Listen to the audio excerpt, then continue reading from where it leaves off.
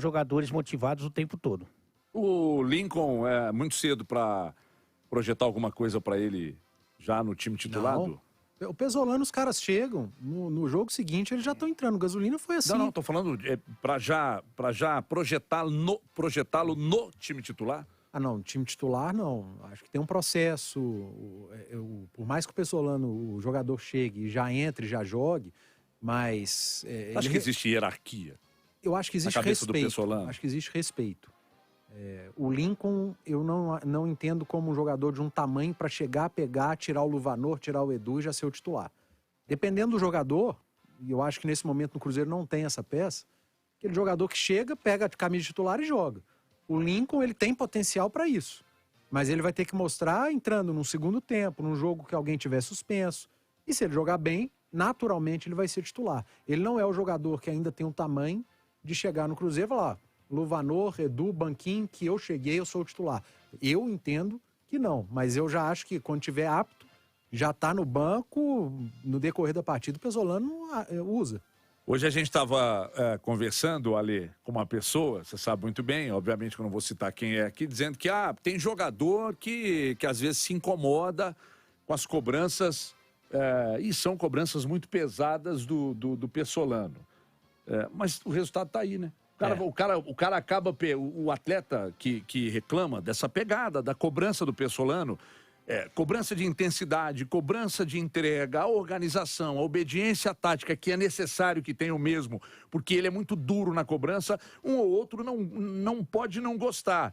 Mas, diante dos números e da competição que o Cruzeiro vem fazendo, não existe margem para questionamento, Ale. O Pesolano não tá lá para fazer amizade, não. Ele tá para bater campeão, para subir o time, para ter um desempenho da sua equipe o melhor possível, né? Então, isso aí gera muita cobrança, né? Então, ele é um cara que não desliga nunca no treinamento, no jogo. E ele respeita muito uma coisa que o jogador leva muito em consideração, que é a verdade do campo e bola.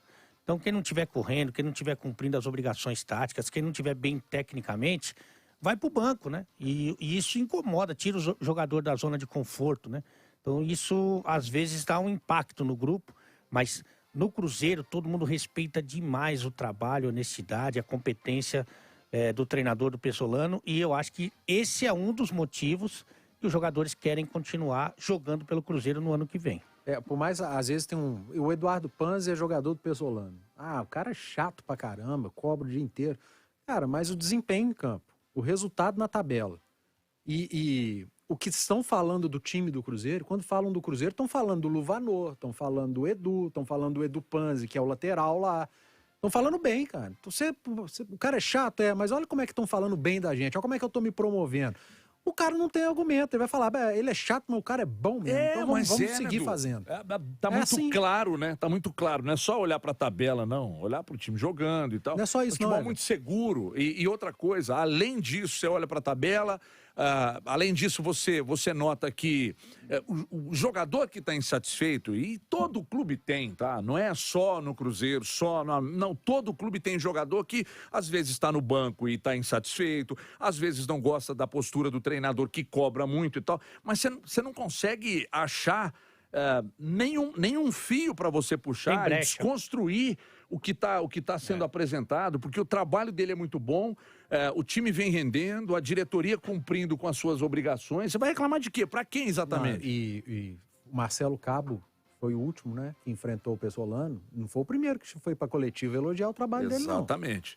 Já tem pelo menos uns 3 ou 4 treinadores que enfrentaram o Cruzeiro, veio a coletiva depois do jogo, os caras falaram, o trabalho tá muito bem feito, o Cruzeiro é muito organizado, o trabalho do Pesolano é muito bom, é difícil demais jogar. Então não sou eu falando, esse cara é bairrista, da imprensa, tá puxando, não é. Eu até acho Não sou eu, né? O jogador é o técnico adversário, e não foi um só, não. Eu até acho que nós aqui, eu vou falar por mim, tá? Não vou falar por mais ninguém da imprensa, não, porque esse negócio de falar pela imprensa é muito chato. Mas eu entendo que falta talvez mais reconhecimento, Ale, ao trabalho do Pesolano. Porque se o Pesolano estivesse fazendo um trabalho igual ele faz no Cruzeiro, em outro clube, todo mundo estaria falando de um super time, de um super Pesolano, mas aqui eu acho que existe muito cuidado numa análise que precisa ser feita de que o Pesolano faz dos melhores trabalhos do futebol brasileiro na temporada. Não tem a dúvida, porque você levar em consideração o investimento de alguns clubes da Série B, uma folha salarial que é muito maior que a do Cruzeiro, e ele consegue fazer essa campanha de excelência, né? Não dá nem para falar que o pior já passou para o Cruzeiro, né? Acho que é o menos bom passou, porque mesmo na fase um pouco mais complicada, o Cruzeiro tinha números muito importantes, significativos. Então, o trabalho dele é excepcional. E estão falando sim do Edu Panzi, viu? Que ele falou, vamos supor que o Edu seja jogador do Pesolano. Sim. Estão falando na lateral, né, que você quer? Estão falando que ele é o lateral. Não dou conta de correr, mas vai, enfim. Estão falando que ele é o lateral cachumba, o Ursão. É mesmo, Ale? Quando desce é um perigo. É um perigo. Aliás, o Du não é um bom jogador, viu? Ele é um ótimo comentarista, mas não é um bom jogador, viu? Esse canhotinha.